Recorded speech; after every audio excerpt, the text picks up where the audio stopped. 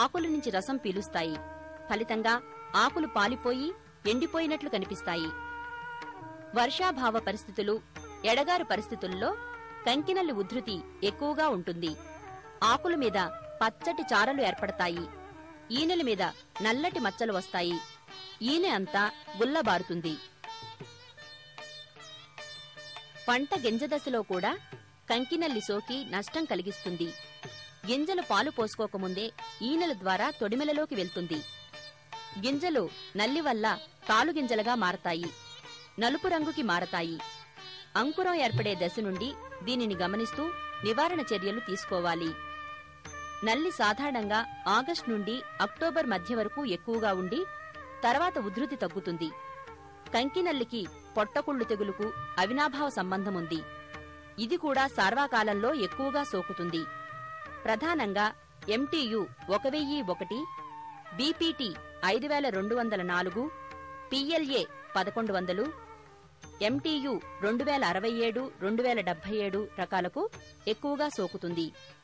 Minikit దశలో ఉన్న 1031, 1032 రకాలకు ఎర్రనల్లి సోకుతుందని శాస్త్రజ్ఞులు చెప్తున్నారు.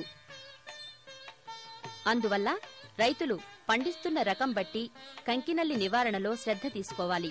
ముఖ్యంగా దీనికి పొట్టకుళ్ళుతో సంబంధముంటుంది. ఇది గమనించి కంకినల్లి అరికట్టడానికి నిపుణుల సలహాలు తప్పనిసరిగా పాటించాలి. కంకినల్లి పురుగు మొదటి పంట కాలంలో అంటే సార్వా పంట కాలంలో చాలా హెచ్చుగా ఆశిస్తూ ఉంటుంది. ఇది ఆశించే రకాలకు వచ్చినట్టయితే MTU 1001కి బాగా ఆశిస్తుంది. తర్వాత BPT 5204, PLA 1100, 2067, 2077కి ఇది హెచ్చుగా ఆశిస్తుంది అన్నమాట. ఈ మధ్య కాలంలో ఉన్న మినికిట్లో ఉన్న రకాలైన 1031, 1032 కూడా ఇది హెచ్చుగా ఆశించటం మేము కనుక్కోవడం జరిగింది. ఈ వరి నల్లుల గురించి వచ్చినట్టయితే వరి క్షేత్రాల్లో 130 రకాలైన వివిధ రకాలైన నల్లులు ఉంటూ ఉన్నాయన్నమాట. కానీ ఈ 130 రకాలు కూడా వరి పంట నష్టపరచు. అందులో 60 నుంచి 65 నల్లి పురుగులు మాత్రం వరి పంట నష్టపరుస్తాయి. మిగతా 65-70 రకాలు ఏంటంటే మిత్ర పురుగులు అన్నమాట. ఈ మిత్ర పురుగులు ఈ హాని చేసే పురుగులను అదుపు చేస్తూ ఉంటాయన్నమాట. అంటే వరి పంటలో ఒక హాని చేసే నల్లి ఉంటే దాన్ని అదుపు చేయడానికి మరొక మిత్ర పురుగు అయిన సాలిడ్ పురుగు మనకి లభిస్తూ ఉంటుంది అన్నమాట. ఈ పురుగు ఆశించేటప్పుడు మనం గమనించవలసిన లక్షణాలు ఏంటంటే ఇది ఆకుపై నారుమడి దశ నుంచి కూడా ఆశిస్తుంది.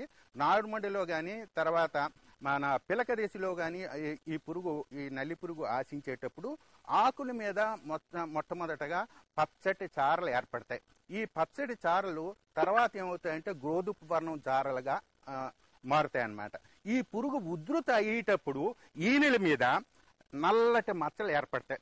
ఈనెల మీద నల్లటి మచ్చలు ఏర్పడతాయి అన్నమాట. ఈ ఈనెల లోపల ఈ పురుగు చాలా విస్తృతంగా అభివృద్ధి చెందుతూ ఉంటుంది అన్నమాట. ఈ అభివృద్ధి చెంది ఈ మొత్తం ఈనంతా గుల్లబరిచేస్తుంది. ఈ గుల్లబారిపోయిన తర్వాత ఈ ఈనెల గుండాను ఈ తొడిమి లోపలికి వెళ్ళిపోతుంది అన్నమాట. తొడిమి లోపలికి వెళ్ళిపోయి తొడిమి లోపల ఉన్న అంతర్వాహక దీంట్లోని అది వృద్ధి చెందుతూ ఉంటుంది ఈ పురుగు. అక్కడ తొడిమి నుంచి గింజలు పాలు పోసుకోక ముందే ఈ గింజల లోపలికి ఈ పురుగు ప్రవేశిస్తుంది. ప్రవేశించి అక్కడ గింజలు ఉన్న వివిధ రకాలైన భాగాల్ని తినివేయటం వల్ల తాలు గింజలు ఏర్పడతాయి అన్నమాట. ఈ పురుగు తినివేయటం వల్ల అనేక రకాలైన బూజు తెగుళ్ళు తర్వాత ఆశించి ఈ గింజలు నలబడిపోతాయన్నమాట. ఈ పురుగు ఉధృత హెచ్చుగా మనకి ఆగస్టు మాసం నుంచి ఇది ఆరంభమయ్యి సెప్టెంబర్ మాసం, సెప్టెంబర్ మాసంలో ఈ పురుగు ఉధృత చాలా హెచ్చుగా ఉంటుంది. అక్టోబర్ 15వ తారీఖు తర్వాత ఈ పురుగు ఉధృత తగ్గుతూ ఉంటుంది అన్నమాట. ఈ నల్ల కంకి తెగుల్ని నివారణ ఏ విధంగా చెయ్యాలి అన్నట్టయితే అంకురం ఏర్పడేటప్పుడు ఒకసారి మందులు సస్యరక్షణ చర్యలు చేపట్టాలి. దాని తర్వాత 15 రోజుల తర్వాత మరొకసారి సస్యరక్షణ చర్యలు చేపట్టినట్టయితే ఈ పురుగు నివారణ అవుతుందని మా పరిశోధనలో తెలిసింది. ఇప్పుడు మందులకి వచ్చినట్టయితే సస్యరక్షణ మందులకు వచ్చినట్టయితే డైమీథియేట్ అనే మందు దొరుకుతుంది. ఈ డైమీథియేట్ అనే మందు 1.4 మిల్లీలీటర్లు 1 లీటర్ నీటికి కానీ, లేకపోయినట్టయితే మెటాసిస్టాక్స్ అనే మందు దొరుకుతుంది. మెటాసిస్టాక్స్ అనే మందు అయినట్టయితే 2 మిల్లీలీటర్లు 1 లీటర్ నీటికి కానీ, లేకపోయినట్టయితే డైకోఫాల్ అనే మందు కూడా దొరుకుతుంది. ఈ డైకోఫాల్ అనే మందు 2.7 మిల్లీలీటర్లు 1 లీటర్ నీటికి వాడి, లేకపోయినట్టయితే ప్రొఫినోఫాస్ అనే మందు కూడా దొరుకుతుంది. ఈ ప్రొఫినోఫాస్ 2 మిల్లీలీటర్లు 1 లీటర్ నీటికి వాడినా కూడా ఈ పురుగు సమర్థవంతంగా నివారింపబడుతూ ఉంటుంది అన్నమాట. కానీ ఇందాక నేను చెప్పినట్టు ఈ పైన చెప్పిన రకాలు అంటే 1001 కానీ, 2067 కానీ, 2077 కానీ, MTU 1031, 1032, BPT 5204 మొదటి పంట కాలంలో వేసుకున్నట్టయితే ఈ పురుగు తప్పకుండా ఆశించడం జరుగుతూ ఉంది. అందువల్ల ఏంటంటే తప్పకుండా కూడా మనం ఈ సస్యరక్షణ చర్యలు చేపట్టవలసిన అవసరం ఎంతైనా ఉంది. కంకినెలికి పొట్టకుళ్ళు తెగులుకి చాలా అవినాభావ సంబంధం ఉందండి. అంటే కంకినీళ్ళు ఎక్కడ ఉంటుందో ఈ పొట్టకుళ్ళు తెగులు కూడా అక్కడే ఉంటుందన్నమాట. అంటే ఏంటి, ఈ పొట్టకుళ్ళు తెగుల్ని ఈ కంకినల్లే వ్యాప్తి చేస్తూ ఉంటుందన్నమాట.